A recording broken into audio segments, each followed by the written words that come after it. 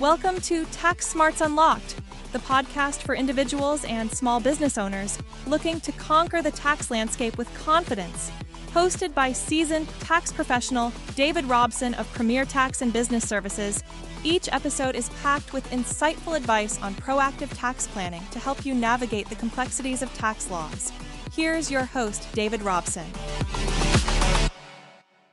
Welcome to Tax Smarts Unlocked. I'm David Robson, your nerdy guide through the first year of homeownership taxes. If your mortgage payment felt like a second language, today's episode will translate it into tax savings. We'll cover itemizing versus the standard deduction, mortgage interest, points, property taxes, energy credits, home offices, and timing tactics. I'll share case studies and a record-keeping checklist, so you finish with clarity, confidence, and fewer dollars destined for Uncle Sam. First decision. Itemize or take the standard deduction. Many first-time buyers won't exceed the standard, even with mortgage interest and property taxes. Itemizing helps when your Schedule A total beats standard amount. Enter bunching. Concentrate deductions in alternate years. Prepay charitable gifts with a donor-advised fund and property taxes in 1 year, then coast on the standard the next. Map 2-year projections before closing to decide whether your first year should be your itemize year. Let's decode mortgage interest deduction. You can deduct interest on acquisition debt, money used to buy, build, or substantially improve your home. For loans originated after December 15, 2017, the cap is interest on up to $750,000 of acquisition debt, $375,000 if married filing separately. Older grandfathered loans keep the $1,000 cap.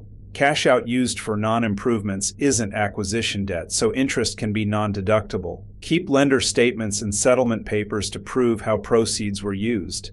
Points, those percentage-based upfront charges, can be deductible interest. If you paid points to buy your primary home and they're typical for your area, you often deduct them in full the year paid. Refinances are different. Points usually must be amortized over the life of the loan, with any remaining balance deductible when you refinance again or pay off the loan. Points paid to buy down investment or second home rates follow separate rules, so check specifics. At closing, you probably prepaid interest from the funding date to month end. That's deductible mortgage interest, but it may or may not appear on Form 1098 the first year. Your first payment also holds a large interest component. Reconcile the 1098 against your closing disclosure and loan statements. Don't double count and don't omit paid at closing interest. If you made multiple payments in January, note they generally belong to the year paid, even if they cover December. Property taxes live on Schedule A under the state and local tax, SALT umbrella, which is capped at $10,000 per return, $5,000 if married filing separately. At closing, taxes are prorated between buyer and seller. Amounts you pay count toward your limit. Escrow deposits are not deductible, only amounts remitted to the taxing authority. Keep the property tax bill and the escrow analysis. If your SALT is already maxed, more property tax won't create additional benefit. Let's separate myths from money. HOA dues, condo fees, and routine maintenance are not deductible on Schedule A with the exception of HOA dues for maintenance. Most closing costs, title insurance, appraisal, attorney fees, recording and transfer taxes, generally aren't deductible either. Instead, add them to your home's basis for future gain calculations. Buying furniture or that gleaming new refrigerator doesn't create a deduction. If a cost doesn't pay mortgage interest, property tax, or directly improve energy efficiency under credit rules, it probably isn't deductible.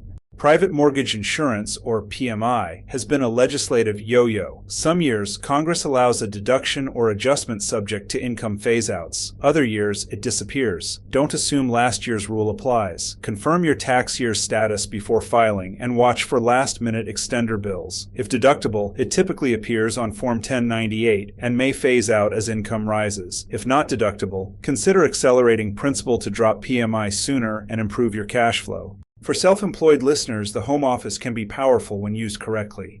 The space must be used exclusively and regularly for business. Direct expenses, like painting that room, are fully deductible. Indirect expenses, mortgage interest, rent, utilities, insurance, are allocated by square footage. The simplified method allows $5 per square foot, up to 300 square feet, with no depreciation. The regular method can allow depreciation, but expect depreciation recapture when you sell. Keep floor plans, photos, and measurement notes handy.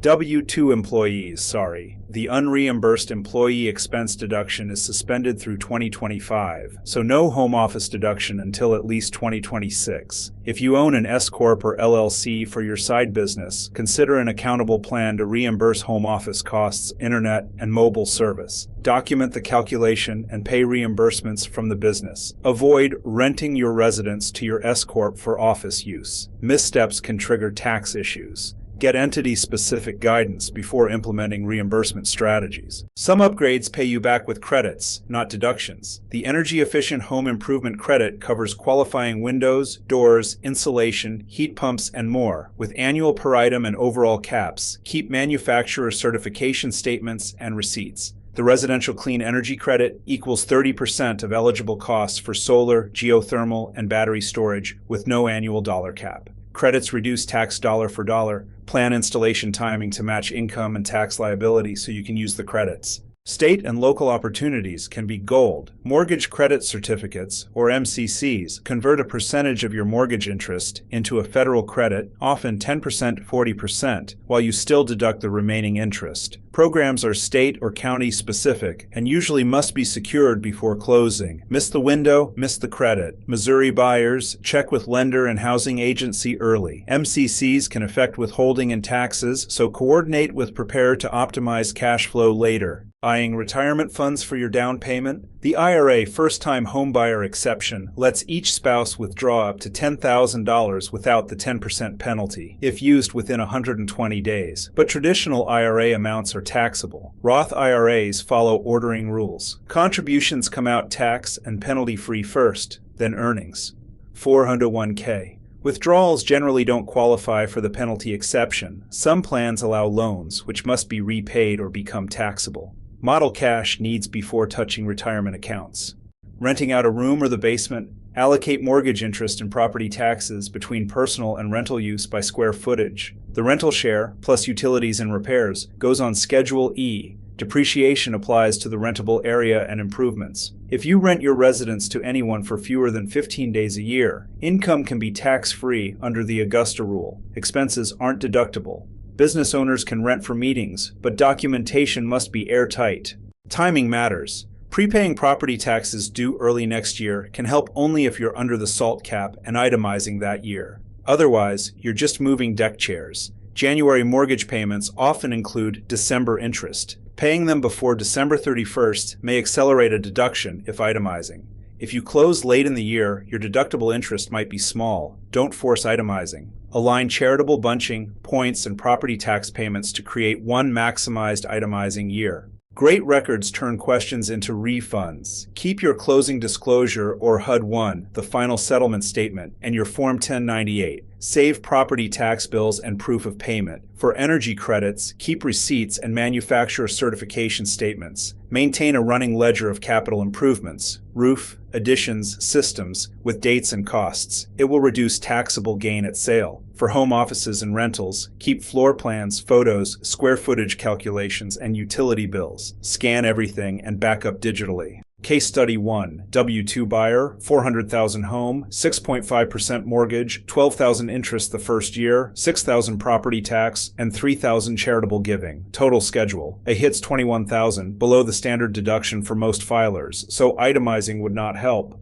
We bunched, front-loaded $12,000 into a donor-advised fund and prepaid $3,000 of next year's property tax in December. Itemized year, $33,000. Next year, standard deduction. Result, tax savings across 2 years beat taking the standard twice by far. Case Study 2. A self-employed graphic designer buys a condo and dedicates a 150 square foot room as a compliant home office. She chooses the simplified method. $5 times $150 equals a $750 deduction, plus allocable internet. She tracks direct expenses for the office separately. We plan ahead. If she switches to the regular method later, we'll calculate depreciation and remember potential recapture on sale. Accountable plan reimbursements from her LLC turn the deduction into cash in pocket. Case Study 3. A couple qualifies for a 20% MCC on a $300,000 mortgage at 6.25% interest. First-year interest totals about $18,500. The MCC produces a 3,700 credit, 20% of interest, and they still itemize the remaining 80% interest subject to general rules. We adjust Form W-4 to reduce withholding so they enjoy the credit during the year.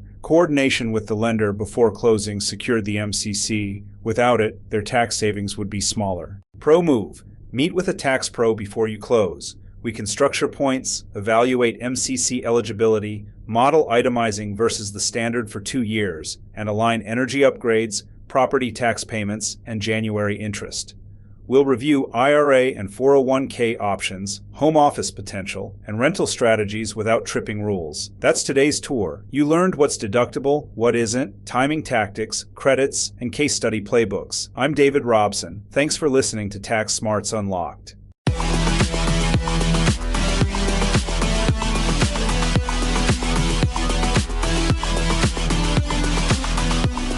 Thank you for joining us on Tax Smarts Unlocked, the ultimate podcast for individuals and small business owners ready to conquer the tax landscape with confidence. Hosted by seasoned tax professional David Robson of Premier Tax and Business Services. Each episode has been carefully crafted to provide you with insightful advice on proactive tax planning. By adopting a smarter tax approach, you can focus on what you do best, growing your wealth and your business. We're here to guide you every step of the way. Don't miss an episode. Subscribe to Tax Smarts Unlocked on your favorite podcast platform and unlock the secrets to confident tax planning. Remember, it's time to take control of your taxes and unleash your full financial potential.